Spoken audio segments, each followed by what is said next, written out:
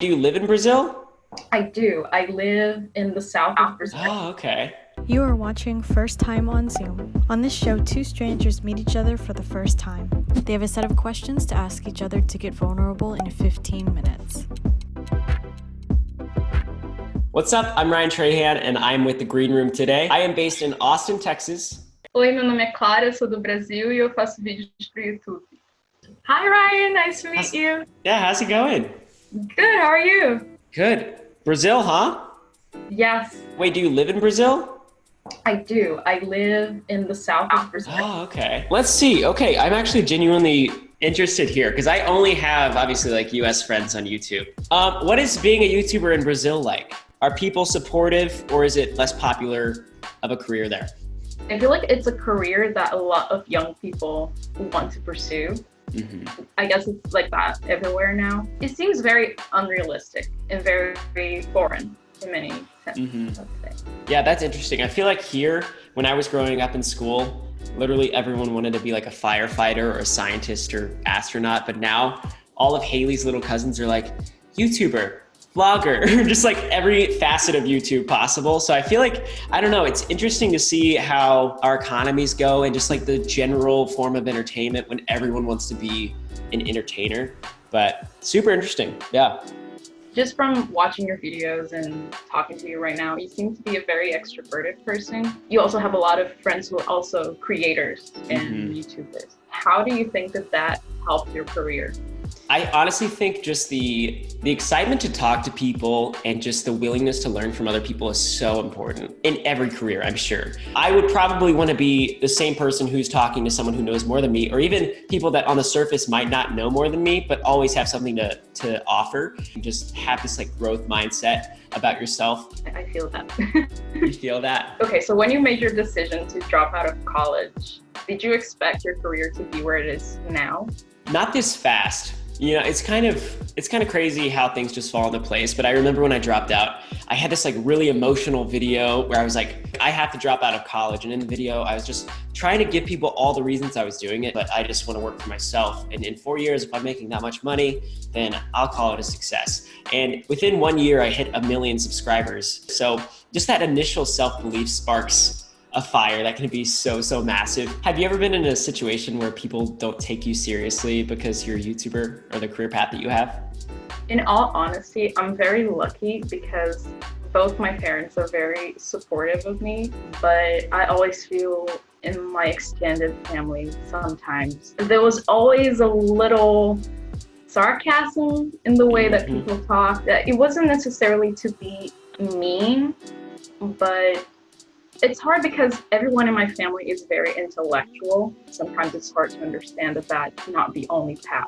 I feel like that might be like a cultural thing that people value, like working with your hands and like being strong and intellectual or something like something more concrete.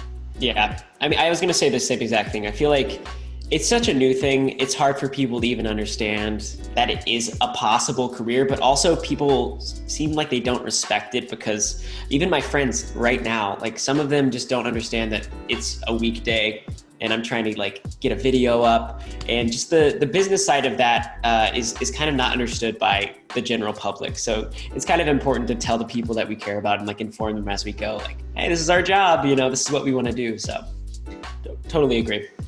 Yeah. Do you feel like in America, YouTube is taken more seriously? We're seeing a lot of top YouTubers break into the mainstream media, like Hollywood, and like David Dobrik, for example, is just friends with all of these A-list celebrities, and they look at him the same way they look at other A-list celebrities. And I think that it's really important for these people to pave that path for us, because this is kind of what's happening is social media and mainstream Hollywood are kind of merging, I feel like, and it might take a little bit longer. But before we know it, like a YouTube original might pull in more money than a box office like Hollywood film. It's definitely, I feel like it's more respected in America in that sense, but still like so few people understand what it is.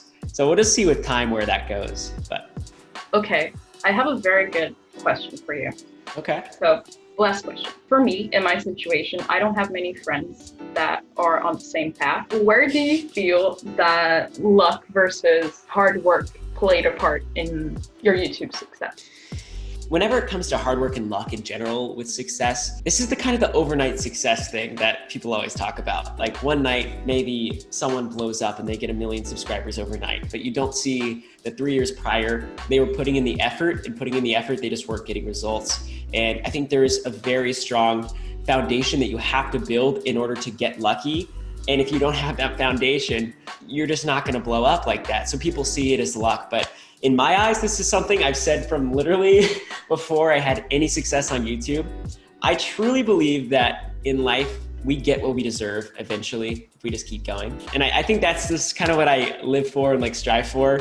And I think it's real. I think it's the real deal. So yeah, Clara, what are your goals like with your YouTube channel? And like, what do you kind of foresee for your future? Because I can tell you're already like super charismatic and entertaining. Thank you. Okay, goals. Definitely staying consistent without the reward. Yes. I feel like that's my goal for this year at least. So I feel like with YouTube, sometimes you're competing with people who have a whole production and you don't really see that. And sometimes I feel like I have to live up to that standard right away from my first video. Can I just say, I literally relate to that so much. Like I grew up and I wanted to be a YouTuber so bad in high school, but I thought my room was just ugly and people would make fun of me for it. And I filmed so many videos and I just didn't post it because I was like, but my curtains are so ugly. And it's just, I feel like if I could just tell myself any piece of advice, like looking back, I would just slap myself in the face and then tell them that it can be an advantage, honestly. Like you'd be surprised at how charming I think it is whenever people don't have a perfect setup. You almost have to like just acknowledge who you are and let that be your content and embrace it because people will like you for you. I just think that's like a really important perspective, but I totally hear you. How has talking to a Brazil YouTuber opened up your perspective maybe? How has the last 15 minutes been?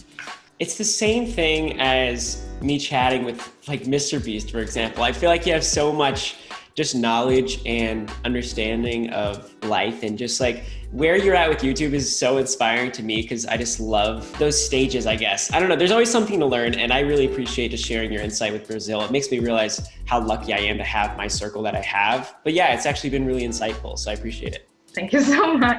Yeah, I feel like motivation comes and goes, especially in the beginning, but I really want to hold on to that. It was really nice to meet you. It's nice meeting you too.